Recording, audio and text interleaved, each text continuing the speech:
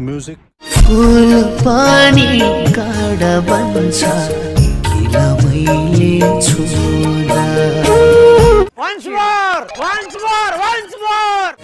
नदी पानी हुने लोभ म अभागी हुँदा क्या सीन है, वाह क्या सीन है।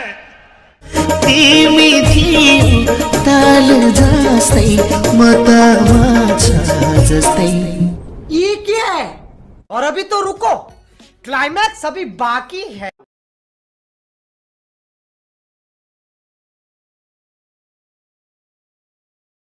विद्यालयमा मर्यो माछा पानी मिसेर हुँदा।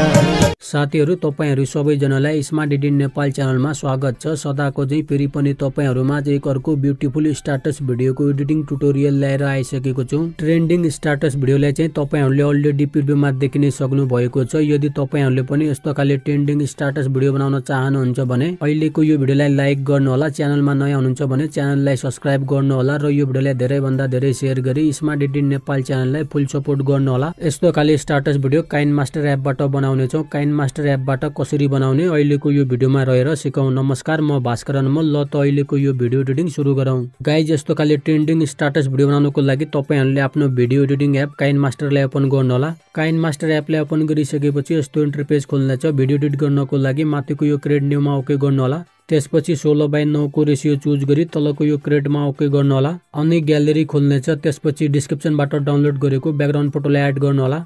ब्याकग्राउन्ड फोटोलाई एड गरिसकेपछि माथिको यो फल्स आइकनमा क्लिक गरी ब्याक जानु होला। ब्याक आइसकेपछि अब यो फोटोको ड्युरेसनलाई 50 सेकेन्डको राख्नु होला।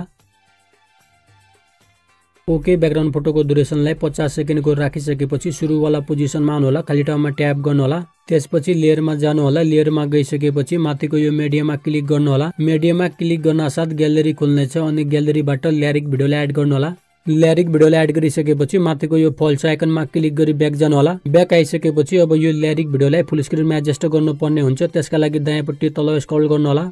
तल स्क्रल गरिसकेपछि यहाँनिर तपाईहरुले स्प्लिट स्क्रिन देख्न सक्नुहुन्छ। यो स्प्लिट स्क्रिनमा क्लिक गर्नु होला अनि माथिको यो फुल व्हाइट बक्समा क्लिक गरी ल्यारिक भिडियोलाई फुल स्क्रिनमा हुने गरी राख्नु होला। त्यसपछि माथिको यो एरो आइकनमा क्लिक गरी ब्याक जानु होला। ब्याक आइसकेपछि अब यो भिडियोको ब्याकग्राउन्डलाई रिमुभ गर्नुपर्ने हुन्छ। त्यसका लागि फेरि तल स्क्रल गर्नु होला। तल स्क्रल गरिसकेपछि यहाँनिर ब्लेन्डिङ देख्न सक्नुहुन्छ। यो ब्लेन्डिङमा क्लिक गर्नु होला र यसको ब्लेन्डिङ मोडलाई मल्टिप्लाईमा राखी भिडियोको ब्याकग्राउन्डलाई रिमुभ गर्नु होला। ब्लेन्डिङ मोडलाई मल्टिप्लाईमा राख्न साथ भिडियोबाट ब्याकग्राउन्ड रिमुभ हुनेछ, जस्तो कि तपाईहरुले स्क्रिनमा देख्न सक्नुहुन्छ। अनि खाली ठाउँमा ट्याप गर्नु होला। फेरि मिडियामा जानु होला। मिडियामा जान साथ ग्यालेरी खोल्नेछ। त्यसपछि ग्यालेरीबाट टेक्स्ट पीएनजी फोटोलाई एड गर्नु होला। पीएनजी टेक्स्ट फोटोलाई एड गरिसकेपछि दायाँपट्टिको यो फल्स आइकनमा क्लिक गरी ब्याक जानु होला अनि यो टेक्स्ट पीएनजी फोटोलाई फुल स्क्रिनमा एडजस्ट गर्नुपर्ने हुन्छ। त्यसका लागि दायाँपट्टिको यो स्प्लिट स्क्रिनमा क्लिक गर्नु होला अनि माथिको यो फुल व्हाइट बक्समा क्लिक गरी यो टेक्स्ट पीएनजी फोटोलाई फुल स्क्रिनमा हुने गरी राख्नु होला। त्यसपछि यो फोटोको ड्युरेसनलाई पनि माथिकै फोटो भिडियो बराबर राख्नु होला। फेरि सुरुवाला पोजिसनमा होला। खाली ठाउँमा ट्याप गर्नु होला। अगेन मिडियामा जानु होला। मिडियामा आउन साथ फेरि ग्यालेरी खोल्नेछ अनि ग्यालेरीबाट अर्को फ्लावर पीएनजी फोटोलाई एड गर्नु होला।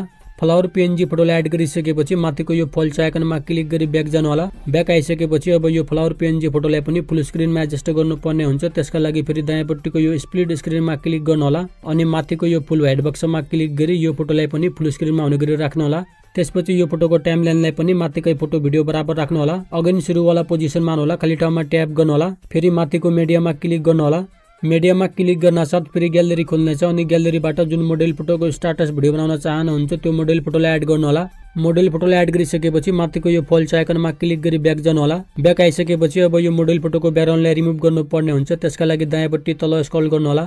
तल स्क्रल गरिसकेपछि यहाँनिर तपाईहरुले म्याजिक रिमुभर देख्न सक्नुहुन्छ। यो म्याजिक रिमुभरमा क्लिक गरी यो फोटोको ब्याकग्राउन्डलाई रिमुभ गर्नु होला।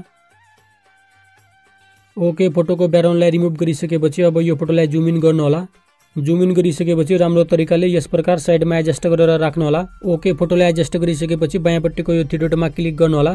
थ्री डटमा क्लिक गरिसकेपछि यहाँनिर सेन्ड टु ब्याक रहेको छ। यो सेन्ड टु ब्याकमा क्लिक गरी यो फोटोलाई सबैभन्दा पछिल्लोपट्टि राख्नु होला अनि यो फोटोको ड्युरेसनलाई पनि माथिकै फोटो भिडियो बराबर राख्नु होला।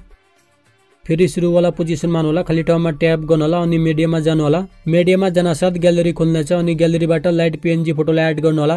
लाइट पीएनजी फोटोलाई एड गरिसकेपछि दायाँपट्टिको यो फल्स आइकनमा क्लिक गरी ब्याक जानु होला। ब्याक आइसकेपछि अब यो फोटोलाई जुम आउट गर्नु होला। जुम आउट गरिसकेपछि यस प्रकार साइडमा एडजस्ट गरेर राख्नु होला। ओके फोटोलाई एडजस्ट गरिसकेपछि यो फोटोको टाइमलाइनलाई पनि माथिकै फोटो भिडियो बराबर राख्नु होला। त्यसपछि सुरुवाला पोजिसनमा होला, खाली ठाउँमा ट्याप गर्नु होला, फेरि माथिको यो मिडियामा क्लिक गर्नु होला। मिडियामा क्लिक गर्न साथ फेरि ग्यालेरी खोल्नेछ अनि ग्यालेरीबाट सनसेट फोटोलाई एड गर्नु होला। सनसेट फोटोलाई एड गरिसकेपछि माथिको यो प्लस आइकनमा क्लिक गरी ब्याक जानु होला। ब्याक आइसकेपछि अब यो फोटोको ब्याकग्राउन्डलाई पनि रिमुभ गर्नुपर्ने हुन्छ। त्यसका लागि दायाँपट्टि तल स्क्रल गर्नु होला। तल स्क्रल गरिसकेपछि यहाँनिर ब्लेन्डिङ देख्न सक्नुहुन्छ। यो ब्लेन्डिङमा क्लिक गर्नु होला र यसको ब्लेन्डिङ मोडलाई स्क्रिनमा राखी फोटोको ब्याकग्राउन्डलाई रिमुभ गर्नु होला। फोटोको ब्याकग्राउन्डलाई रिमुभ गरिसकेपछि माथिको यो एरो आइकनमा क्लिक गरी ब्याक जानु होला। ब्याक आइसकेपछि अब यो फोटोलाई हल्का जुम आउट गर्नु होला।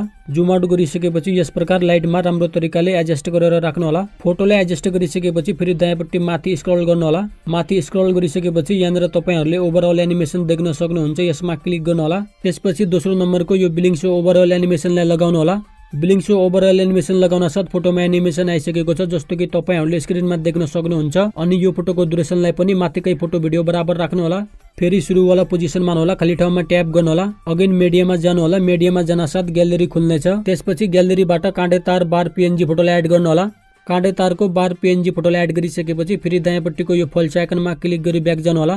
ब्याक आइसकेपछि अब यो फोटोलाई पनि फुल स्क्रिनमा एडजस्ट गर्नुपर्ने हुन्छ। त्यसका लागि दायाँपट्टिको यो स्प्लिट स्क्रिनमा क्लिक गर्नु होला अनि माथिको यो फुल हेड बक्समा क्लिक गरी यो फोटोलाई फुल स्क्रिनमा हुने गरी राख्नु होला। त्यसपछि यो फोटोको टाइमलाइनलाई पनि माथिकै फोटो भिडियो बराबर राख्नु होला। त्यसपछि सुरुवाला पोजिसनमा होला, खाली ठाउँमा ट्याप गर्नु होला। फेरि मिडियामा जानु होला। मिडियामा जान साथ ग्यालेरी खोल्नेछ अनि ग्यालेरीबाट ग्रीन स्क्रिन लिप पार्टिकल भिडियोलाई एड गर्नु होला। ग्रीन स्क्रिन लिप पार्टिकल भिडियोलाई एड गरिसकेपछि फेरि माथिको यो फल्स आइकनमा क्लिक गरी ब्याक जानु होला। ब्याक आइसकेपछि अब यो टेम्प्लेटलाई यस प्रकार घुमाउनु होला। टेम्प्लेटलाई घुमाइसकेपछि अब यस प्रकार तलको एउटा कुनामा फिट हुने गरी राख्नु होला अनि यस प्रकार माथितिर जुम गरी फुल स्क्रिनमा एडजस्ट गरेर राख्नु होला। लिप पार्टिकल भिडियोलाई फुल स्क्रिनमा एडजस्ट गरिसकेपछि अब यो भिडियोको साउन्डलाई बन्द गर्नुपर्ने हुन्छ। त्यसका लागि यहाँनिर मिक्सर देख्न सक्नुहुन्छ। यो मिक्सरमा क्लिक गर्नु होला अनि माथिको यो भोल्युम आइकनमा क्लिक गरी यो भिडियोको साउन्डलाई बन्द गर्नु होला। त्यसपछि माथिको यो एरो आइकनमा क्लिक गरी ब्याक जानु होला। ब्याक आइसकेपछि अब यो भिडियोको ग्रीन ब्याकग्राउन्डलाई रिमुभ गर्नुपर्ने हुन्छ। त्यसका लागि फेरि दायाँपट्टि तल स्क्रल गर्नु होला। तल स्क्रल गरिसकेपछि यहाँनिर तपाईहरुले क्रोमा की देख्न सक्नुहुन्छ। यो क्रोमा केमा क्लिक गर्नु होला। त्यसपछि यसलाई इनेबल गर्नु होला। क्रोमा केलाई इनेबल गर्न साथ भिडियोबाट ग्रीन ब्याकग्राउन्ड रिमुभ भइसकेको छ, जस्तो कि तपाईहरुले स्क्रिनमा देख्न सक्नुहुन्छ। अनि खाली ठाउँमा ट्याप गर्नु होला। फेरि माथिको यो मिडियामा क्लिक गर्नु होला।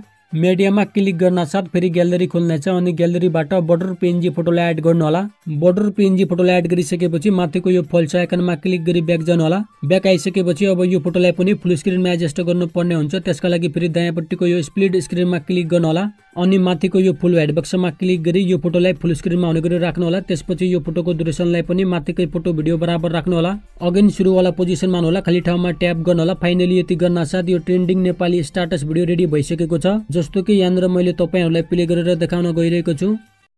फूल पानी काडा बन्छ किन भइले छुदा। त्यसपछि यो स्टाटस भिडियोलाई सेभ गर्नुपर्ने हुन्छ। भिडियोलाई सेभ गर्नको लागि माथिको यो एरो आइकनमा क्लिक गर्नु होला अनि HD 720p चुज गरी 30 रेड फ्रेममा राखेर तलको यो सेभ एज भिडियोमा क्लिक गर्नुभयो भने यो trending Nepali status video save हुनेछ।